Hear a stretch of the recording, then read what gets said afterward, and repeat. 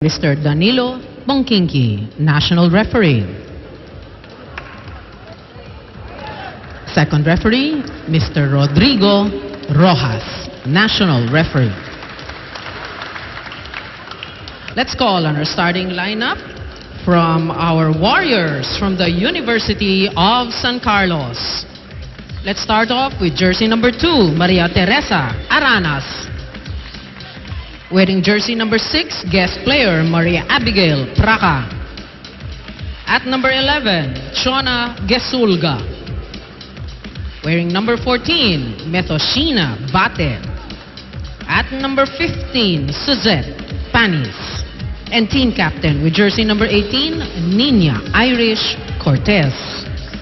Libero, number 1, Regine Obinke, guest player. Head coach, Mr. Norvi Labuga. Calling on our Lady Bulldogs of the National University. Wearing jersey number 1, Seaman Dadang. At number 3, Elijah Daphne Santiago, guest player. Wearing jersey number 9, Aiko Urdas. At number 10, guest player Ruby De Leon. Wearing jersey number 11, Myla Pablo. And team captain with jersey number 16, Aliona Denise Santiago. Libero, number 12, Jeneline Reyes. Head coach, Mr. Edjet Mabayan. Good luck to both teams.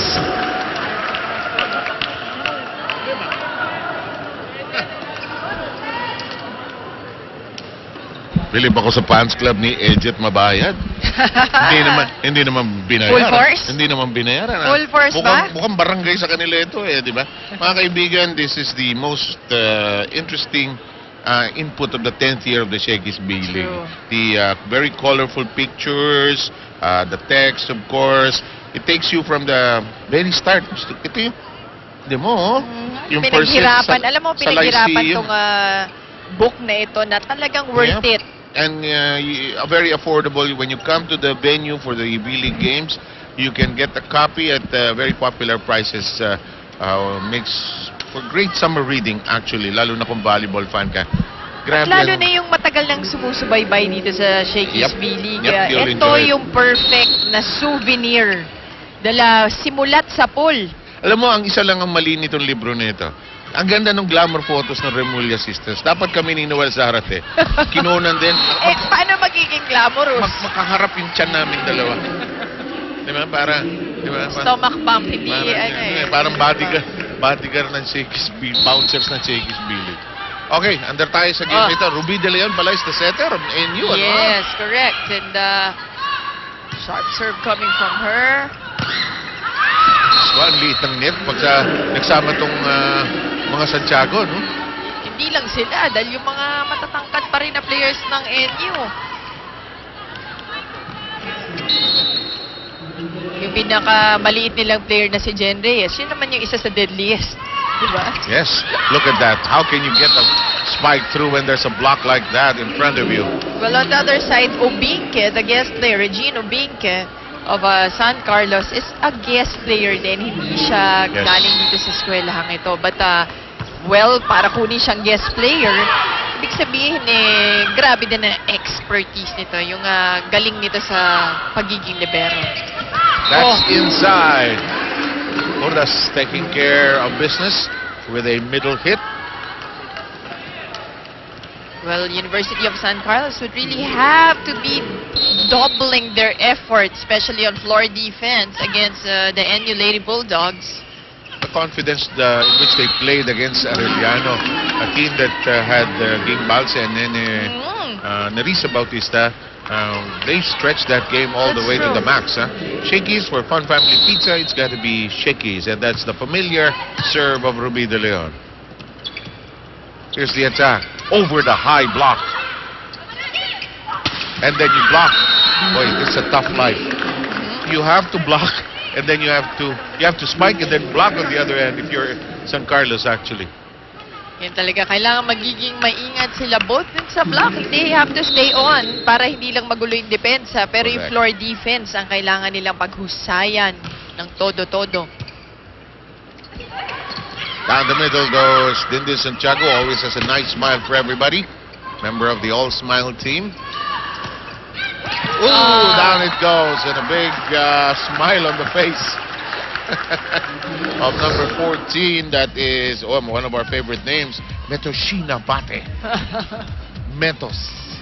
Metos with an H. Metoshina. Group B competition. Oh, mean serve. Diyan hirap si Dindin pagka i-stretch siya, no? When it's away from the net, actually. Jesulga with an ace. And Sulga reprises her role. Her team down 3-5 currently. Oh, that's right into the net. Sayang.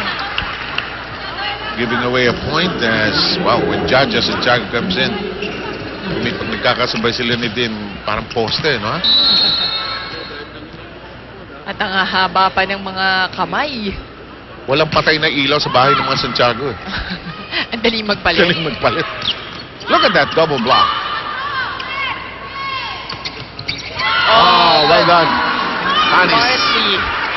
Panis with an off speed. Di bali nang hindi malakas, di ba? Basta in the perfect place. We take a look at this once again. Inilag talaga Yep. dun sa blockers Good with that point. left hand. Excellent observation. Kasi bakit mo nga naman ihahampas towards Gusto the mo pa block? bang i-challenge talaga, Oo. di ba? Ang isang 6'4" na ganyan kahaba pa yung kamay. Energy ang kailangan ng San Carlos here. Nice stretch. Oh, well look at done. that. Another smart play. You know, this is the way to play NU. Make them work. Make them sweat for their points. Ito na yung pinag-uusapan natin kanina, yung happy volleyball. Yep. Nakikita natin dito sa University of San Carlos. You know, this game actually started as fun when it was started by William Morgan in the Yes. 19th century, actually. 1898 ba? Something like that. None of us were there. In the meantime, at least one thing. Mabuti naman, ah. Where none of us were there. But like most games, Natakot naman ako kung meron isa sa atin. most games were started because of the need for a winter Sport. sport, diba? Just like basketball. It's actually a combination of tennis, of netball, of Marami, no? basketball. Pinaluan. Bate.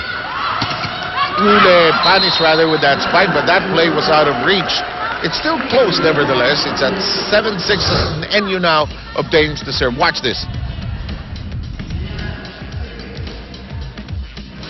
Alam mo ba na ang unang pangalan ng volleyball ay Mintonet? Posible. Oh. Hindi na dinig ko na yan. Ang alam ko lang, Axel is the official outfit of the Shakey's BD. As we hit the technical timeout, 8-6 is the count. Lady Bulldogs barking loudly here in the first set.